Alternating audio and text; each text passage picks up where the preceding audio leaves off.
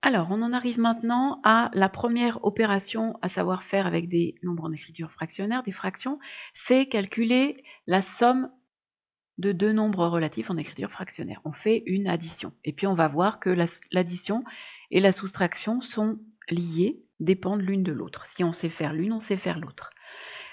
Si vous n'avez pas regardé les deux vidéos précédentes concernant, d'une part, la simplification d'écriture et d'autre part, la recherche de dénominateurs communs, eh bien, il faut le faire avant de regarder celle-ci. Alors, pour calculer la somme de deux nombres en écriture fractionnaire, il faut ces deux nombres, il faut qu'ils aient le même dénominateur. Il faut qu'ils aient le même dénominateur. Alors, j'insiste, il s'agit là du verbe avoir et non pas du verbe être. Je vois très souvent EST.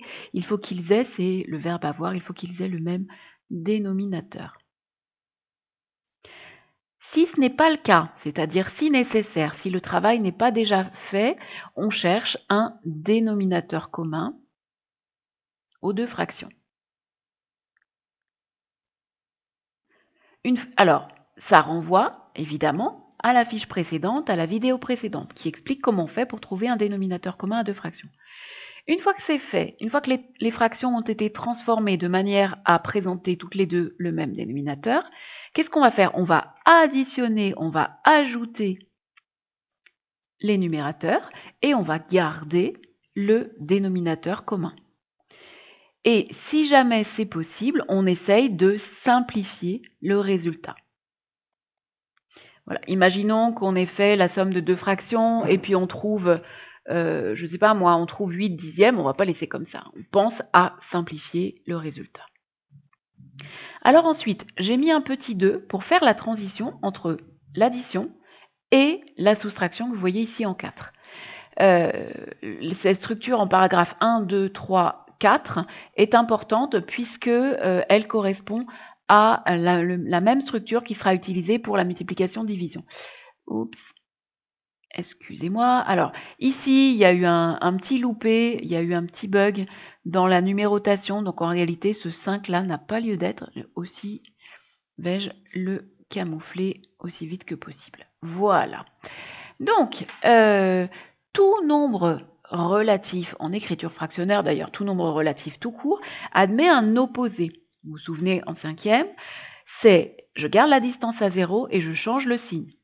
L'opposé de 2 tiers peut s'écrire moins 2 tiers, mais comme on est en écriture fractionnaire, le signe moins, on a vu qu'on pouvait le mettre au dénominateur ou préférentiellement devant la barre de fraction. Voilà, ça c'est la bonne version, d'accord? Mais il faut bien comprendre que si je prends l'opposé de la fraction, ça produit un signe moins, si la fraction ne présentait aucun signe, c'est-à-dire plus, et ce signe moins, il a 3 places possibles. Pourquoi est-ce que je fais ça? Eh bien, tout simplement parce que, étant donné que la somme d'un nombre et de son opposé donne 0,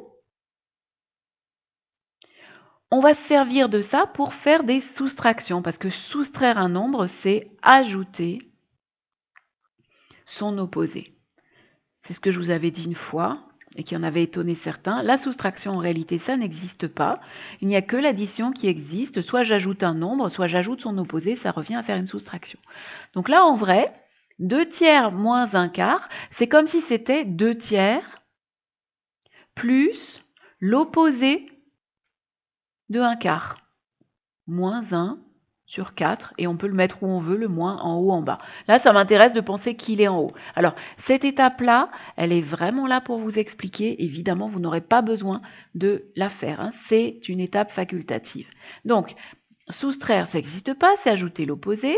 Ajouter, je sais faire. Qu'est-ce que je fais? Il faut que les fractions aient le même dénominateur. Ici, j'ai 3 et j'ai 4. J'ai compris que le dénominateur commun, eh bien, ça va être 12. Ça va être 12. Donc, ici, je vais avoir 12 et 12. Je suis passé de 3 à 12 en multipliant par 4. Donc, je vais multiplier le numérateur par 4, ça va me donner 8. Je suis passé de 4 à 12 en multipliant par 3. Donc, numérateur et dénominateur, ça va me donner moins 3. Et du coup, en réalité, ce que je calcule, c'est 8 moins 3 ou 8 plus moins 3. Donc, ce plus-moins, là, vous ne le ferez plus. C'était juste pour vous expliquer comment ça marche.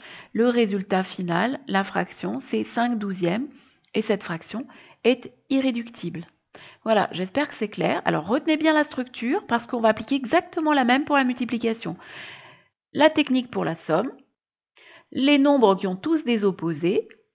La particularité de l'opposé, c'est quand je l'ajoute au nombre, je tombe sur 0. Et puis soustraire, c'est ajouter l'opposé. Donc ce sont les mêmes règles qui s'appliquent, l'histoire du dénominateur commun. Voilà, en cas de question, n'hésitez pas. Et la suite à la prochaine vidéo.